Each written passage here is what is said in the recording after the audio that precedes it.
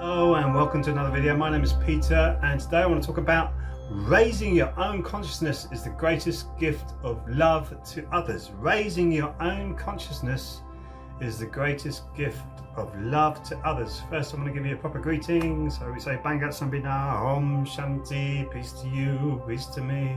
Yes, hello, welcome to this video. So raising your consciousness, what is that? What is consciousness? Well, have you ever heard of the science of cymatics? Cymatics, where you get a tube. You can get a tube and you put a balloon over the top of it, stretch it tight, put sand or salt on it, and you push frequencies through that. And the lower the frequency, the more simple the structure, and the higher the frequency gets, the more complex the structure gets. So that's raising your frequencies. So from a waveform, a long waveform, you get a higher or a more frantic waveform, and that's the same. That's how our brain works. So it goes raising up all the time. Your brain works as it raises up into alpha, gamma, goes up, and the frequency starts to raise, and that helps you to connect with higher energies. I like to put it like the chakra system. The chakra systems are wheels of energy, spinning energy. Chakra means spinning wheel, and it's just a spinning wheel in your body, and it's connected to systems in your body, each chakra, and each chakra has its own elements that it actually deals with in your life. So we start with the lower chakras, the lower danjons. And they really are to do with security, safety, your recognition, your power, your creativity. Well, that's all to do with that, and that's on a base level. Yes, that's the physical domain that we live in. But your heart, the middle danjon, your heart chakra, you open that up, you're more embracing. You're the embracer of life. You're starting to move towards unconditional love. You can really look at someone stuck in their base level chakras, and you can go, oh my goodness me, that's really bad, but you can understand that they are, or recognize that they are stuck in the lower levels of consciousness. But the higher chakra, the upper danjon, your wisdom, your intuition and your vision, and you can see into the distance of your life. Your intuition, where you can really feel whether things are right or wrong. I think most people are getting the inkling of our society today that this is wrong, this is really wrong. Not most people who are waking up realizing that it's wrong, and that's a small percentage, but it's growing day by day. I can see it growing day by day. So this is raising your consciousness. This is getting your physical body in a good order, and then your emotional body, because your emotions are not you, but yours. So you own your emotions. You learn to own your emotions. You learn to say, okay, I'm angry now.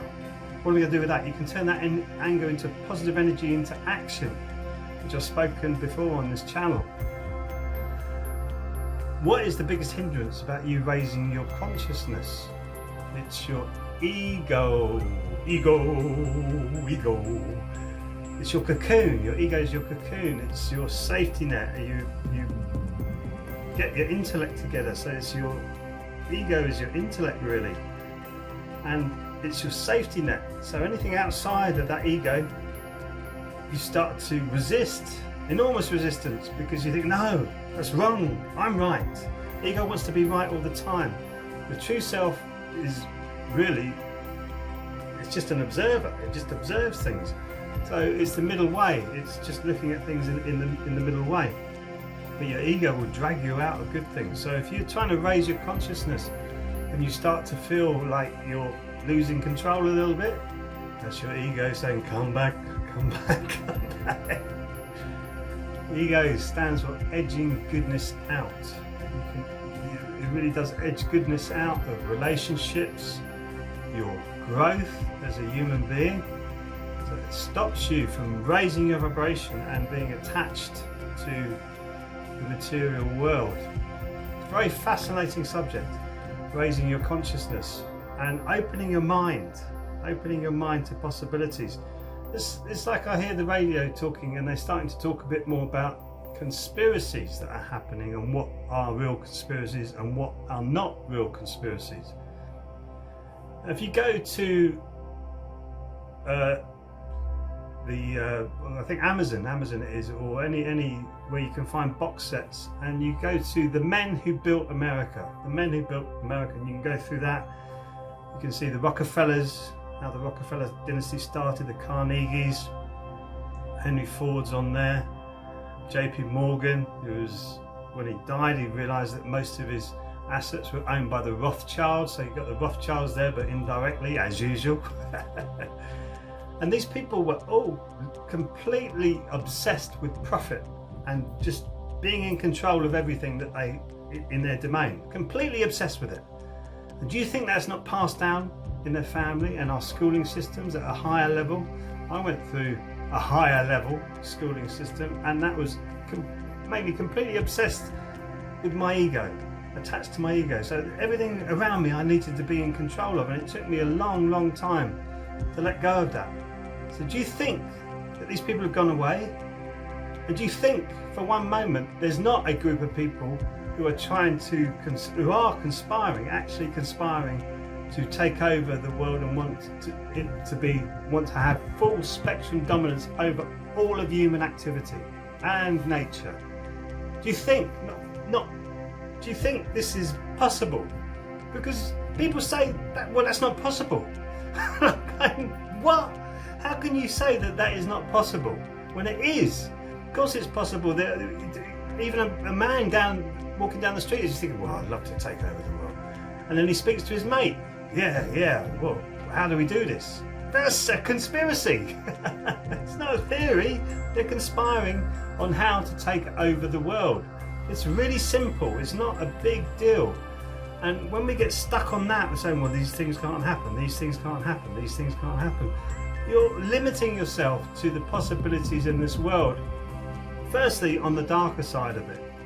So once you're attached to that and you think everything's okay, you won't see the higher vibrations that you can move to, because you need to move away from that. You need to come away from that matrix, the illusion, the Maya that's all there, and it's becoming overbearing for many people now, which is why anxiety, stress, depression is all going up. Especially the millennials. It was so much different when I was younger, when I could just go to a town, I could set up a bed sit, get a job, all in the space of a day, and I was there and I was working and everything was happy and everything was affordable, and you could move about wherever you wanted to do. They can't do that now. They can't do that. It's impossible. You can't move around. You're stuck. You're stuck in your house, which is now, remember that song, Little Boxes? Little Boxes, Little Boxes. And when you really think about that now, especially after being in lockdown, little boxes. You're in your little box and that's it. You're in it's almost like open prison. So they're stuck, these millennials, unless they go and get a really high-powered, producing job in the city maybe, or something like that that's really going to be lucrative for them. But those are getting smaller and smaller and smaller.